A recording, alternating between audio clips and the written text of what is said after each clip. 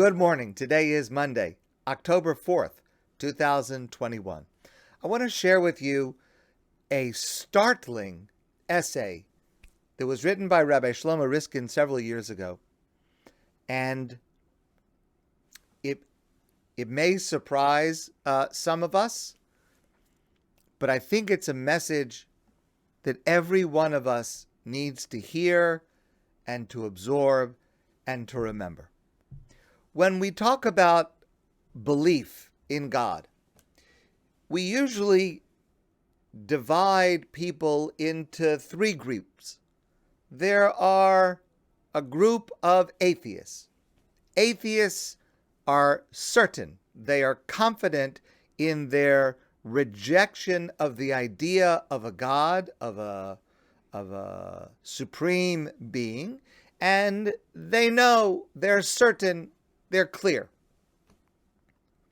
On the other hand, there is the believer, a person who believes in God, a person who glories in his or her faith in a creator, in a God who accompanies them through life, who looks out for them. And then there's a category in the middle of an agnostic. An agnostic is, by definition, a person who is unsure. Agnost translates as not knowing. A person who not only is unsure if there is a God, but despairs of the possibility of ever knowing for sure if there is a God or not. And in a certain sense, an agnostic is the loneliest category because they just don't know. They're just not sure. They're in between. Our parsha this week gives us a view of two very different agnostics at the beginning of the parsha and at the very end of the parsha. And the difference between them will hold a tremendously important lesson for every single one of us. The second agnostic in our parsha is at the very end of our parsha. His name is Haran, and he was the brother of Avraham. And the first, which may sound a little surprising, is Noah, the main personality in our parsha. How in the world can I assert that Noah is an agnostic? Based on the following. So God comes to Noah, says there's going to be a flood, get ready. Noah builds a teva, an ark. It takes many, many years, but he does so.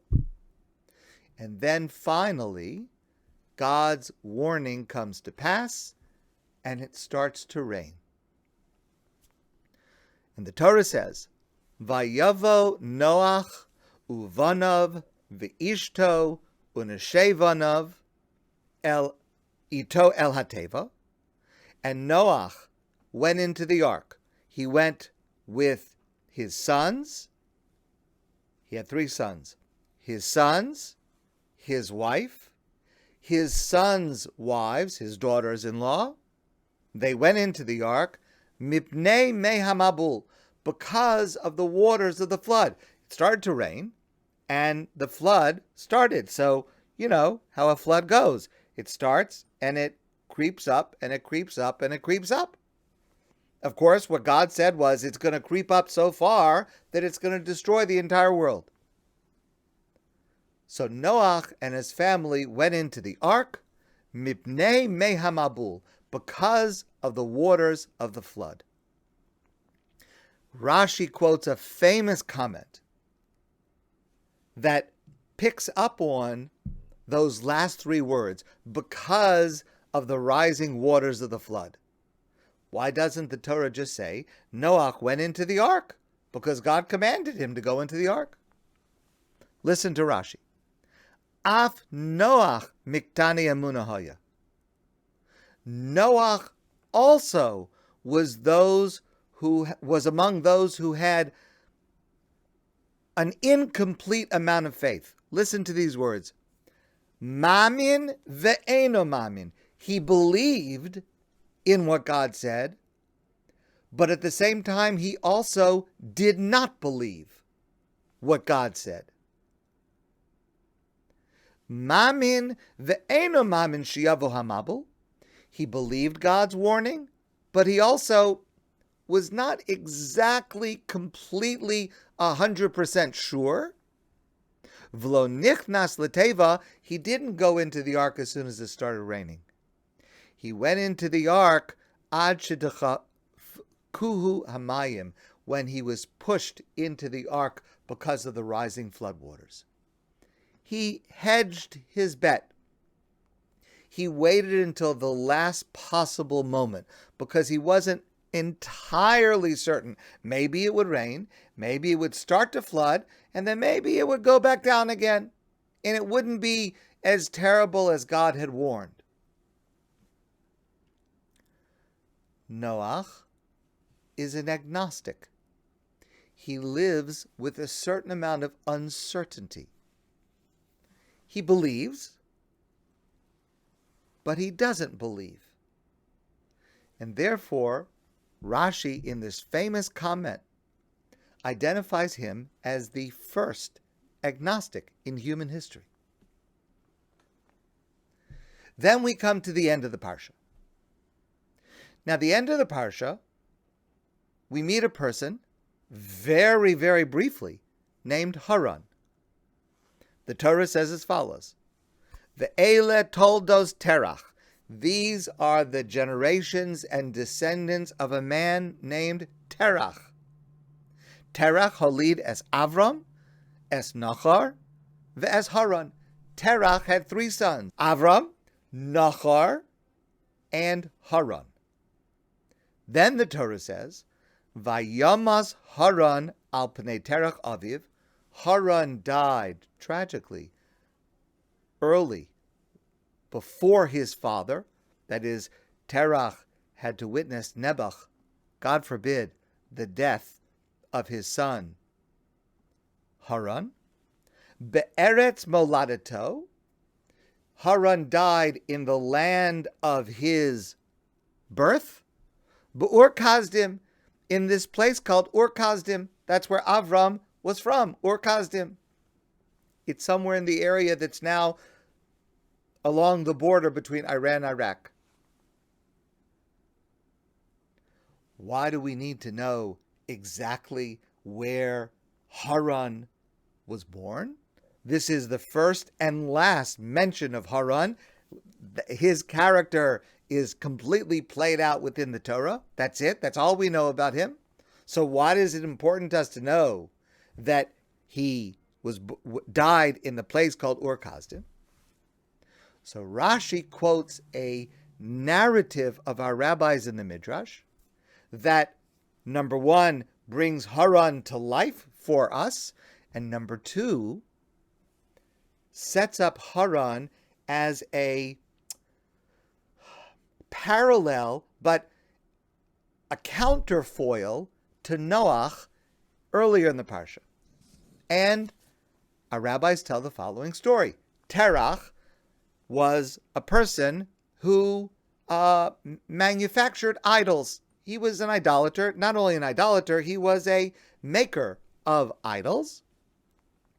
His son Avram came to the belief that there's only one God. The idols are false. He smashed the idols of his father Terach, and Terach, it's hard to imagine, brought Avram to justice and accused Avraham of the capital crime of breaking idols before the king Nimrod. Terach informed on his own son. So there was a trial. And at the trial, Haran, Avram's brother, took no position. He didn't agree with Avram, He didn't disagree with Avraham. Nimrod sets up this trial by fire, where Avraham is made to go into a fiery furnace. But because of Avram's belief in God, God creates a miracle, and Avram emerges unscathed. The word Ur Kasdim actually is translated as fiery furnace. Haran sees what happened to Avram. Worked out for Avram. So Haran says, I also believe that the idols are false. Nimrod causes Haran to go through the fiery furnace. But the miracle does not occur for Haran, and Haran is killed in the fire. Terrible story. But listen to what is going on here. Haran is a person who is an agnostic. He's not sure. Could be his father is right. Could be his brother's right. So he takes no position. How is it that Haran is unsure and Noach is unsure? But Noach ends up so successfully, the Torah itself calls Noach, God himself calls Noach a tzaddik, a righteous person. But Haran, also unsure, and comes to a terrible end.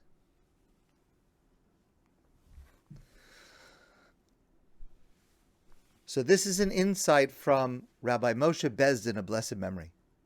He says as follows: there is a tremendous difference between Haran, who took no position, which of course is a decision. It is a position of agnosticism, of uncertainty, of not knowing. The difference between Haran and Noach is Noach was unsure. He was uncertain. Nevertheless, notwithstanding his doubts, he went ahead and built the ark. He went ahead and prepared as if what God had said was true, even though he wasn't 100% certain until it actually happened. And our rabbis tell us Noach was busy building the ark for 120 years. And of course, you're in your front yard building an ark for 120 years. People come by, what are you doing? Well, the earth is going to come to an end by a flood, and you better change your ways. And people laughed at him, but he kept up at it. He acted as if he was certain. Haran was uncertain, but he acted as if he was certain God did not exist.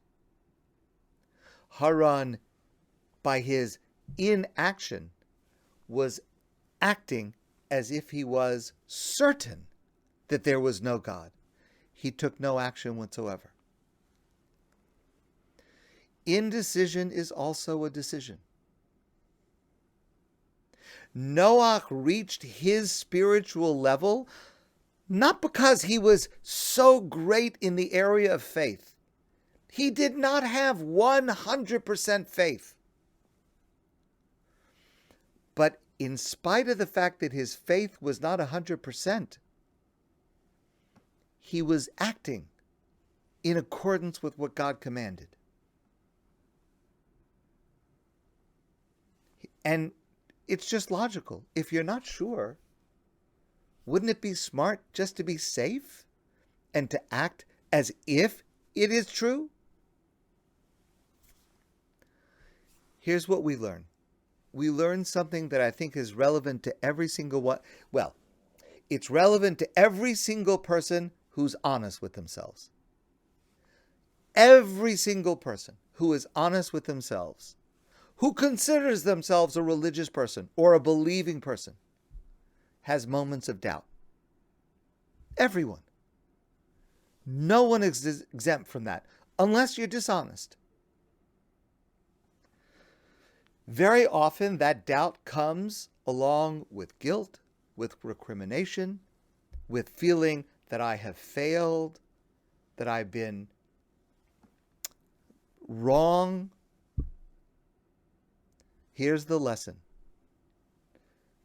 Everybody lives with a certain amount of doubt. Haran lived with doubt. Noach lived with doubt. But you can live with a certain amount of doubt and still be a tzaddik, a righteous person. God himself can call you a righteous person. What is necessary when we face moments of doubt, which everyone faces, is to keep acting in accordance with what God commands, even if we're unsure.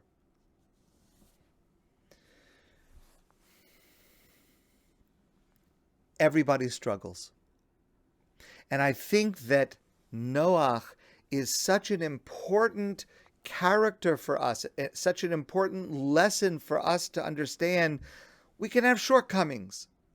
We can have doubts. We can have uncertainty. We cannot be sure that what God has said is going to happen, that what God has told us is exactly accurate. Of course it is, but we can be unsure at times. And we can still be a tzaddik. And Noach shows us how to do it. Haran shows us how not to do it, how it leads to tragic ends. Noach shows us how we can live with uncertainty and we can still be a tzaddik by acting the way we're commanded to act. My friends, every one of us, I think, if we're honest, is at some time or another unsure, uncertain, not completely convinced. That's okay. That is normal. What is necessary is to choose to be like Noach and not like Nahar. Not like Haran, because that's not going to get us where we want to go. My friends, I want to wish you a great day. And I look forward to seeing all of you soon in person.